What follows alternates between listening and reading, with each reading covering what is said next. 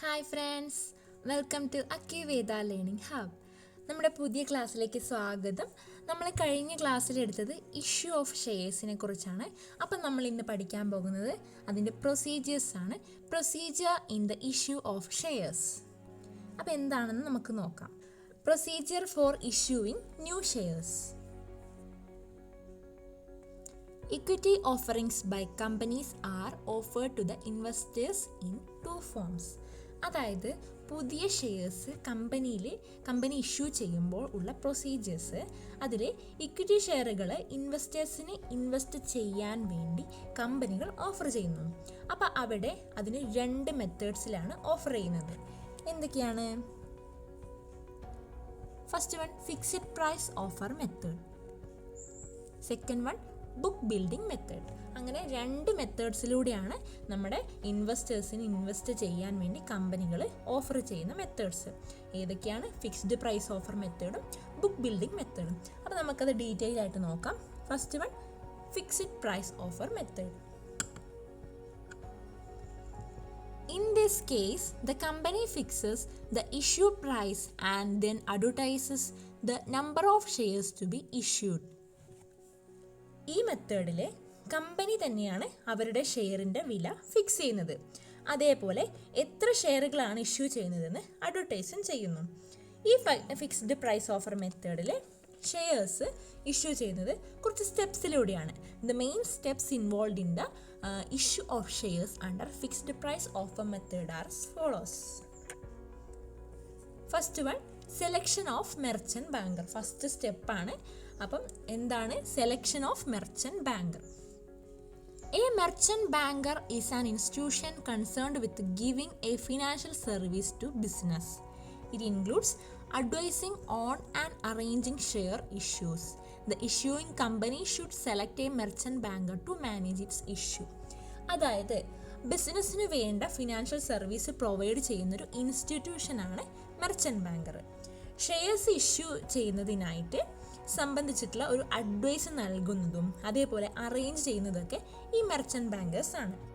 Issue manage ചെയ്യുന്നതിന് വേണ്ടിയിട്ട് ഒരു മെർച്ചൻറ്റ് ബാങ്കറിനെ സെലക്ട് ചെയ്യണം. അതാണ് ഫസ്റ്റ് സ്റ്റെപ്പിൽ പറയുന്നത്. അപ്പം നമ്മളൊരു മെർച്ചൻറ്റ് ബാങ്കറിനെ സെലക്ട് ചെയ്യണം. ഓക്കെ, ഇനി second point issue of prospects.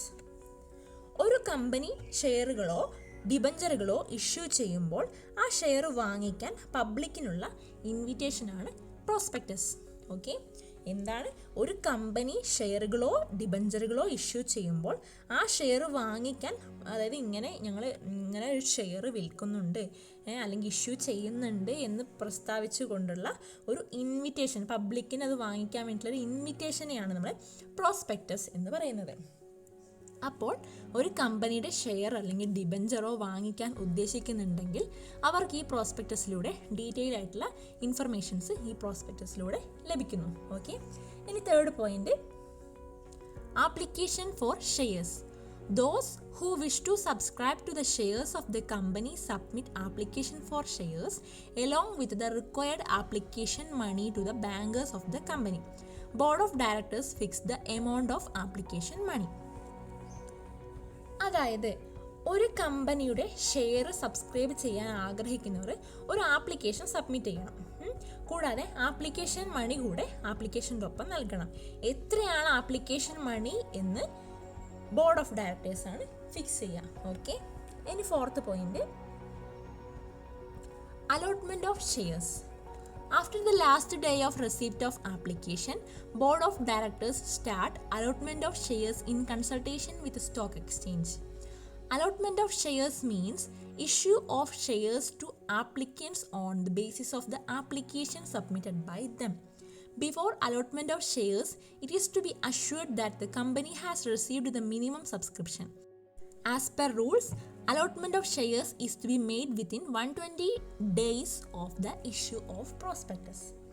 എന്താണ് അലോട്ട്മെന്റ് ഓഫ് ഷെയർസ്? അതായത് നമ്മൾ പറഞ്ഞല്ലോ നമ്മുടെ ആപ്ലിക്കേഷൻ സ്വീകരിക്കുന്നത്, അപ്പോൾ അതിനൊരു ഡേറ്റ് ഉണ്ട്. അപ്പോൾ അതിൻ്റെ ആ ലാസ്റ്റ് ഡേ അതിനുശേഷം നമ്മുടെ കമ്പനിയിലുള്ള board of directors shares allot ചെയ്യുന്ന പ്രോസസ്സിലേക്ക് കടക്കുന്നു. അപ്പോൾ ഷെയർസ് അലോട്ട് ചെയ്യുന്നത് ഓരോരുത്തരും ആപ്ലിക്കേഷൻ സബ്മിറ്റ് ചെയ്തതിൻ്റെ ബേസിലായിരിക്കും. അപ്പം അലോട്ട്മെൻറ്റിന് മുമ്പ് തന്നെ കമ്പനി അവരുടെ മിനിമം സബ്സ്ക്രിപ്ഷൻ ഉറപ്പുവരുത്തേണ്ടതാണ്. അതായത് കമ്പനിയുടെ ഷെയറുകൾ വാങ്ങിക്കാൻ ഇത്ര പെർസെൻറ്റേജ് ആൾക്കാർ റെഡിയാണ് എന്ന് കമ്പനി ഉറപ്പുവരുത്തണം. അലോട്ട്മെൻറ്റ് ഓഫ് ഷെയർസിൻ്റെ റൂൾസ് അനുസരിച്ച് പ്രോസ്പെക്ടസ് ഇഷ്യൂ ചെയ്തതിന് ശേഷം 120 ഡേയ്സിനുള്ളിൽ, അതായത് 120 ദിവസത്തിനുള്ളിൽ ഷെയറിൻ്റെ അലോട്ട്മെൻറ്റ് നടത്തിയിരിക്കണം. ഓക്കെ, ഇനി അടുത്ത പോയിന്റ്, ലെറ്റർ ഓഫ് അലോട്ട്മെൻറ്റ്.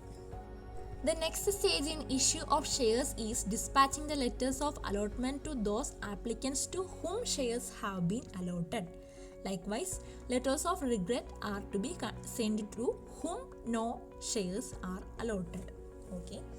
എന്താണ് ലെറ്റർ ഓഫ് അലോട്ട്മെൻറ്റ്? ആർക്കൊക്കെയാണോ ഷെയർ അലോട്ട് ചെയ്തത് ആ വിവരങ്ങൾ ഉൾക്കൊള്ളിച്ചുകൊണ്ട് അവർക്കൊരു ലെറ്റർ ഓഫ് അലോട്ട്മെൻറ്റ് അയച്ച് അവരെ അറിയിക്കണം. അതുപോലെ ഷെയർസ് ഇഷ്യൂ ചെയ്യാത്ത ആൾക്കാർക്ക് ലെറ്റർ ഓഫ് റിഗ്രറ്റ് അയച്ചിരിക്കണം എന്നാണ് ലെറ്റർ ഓഫ് അലോട്ട്മെൻറ്റ് സ്റ്റെപ്പിൽ പറയുന്നത്.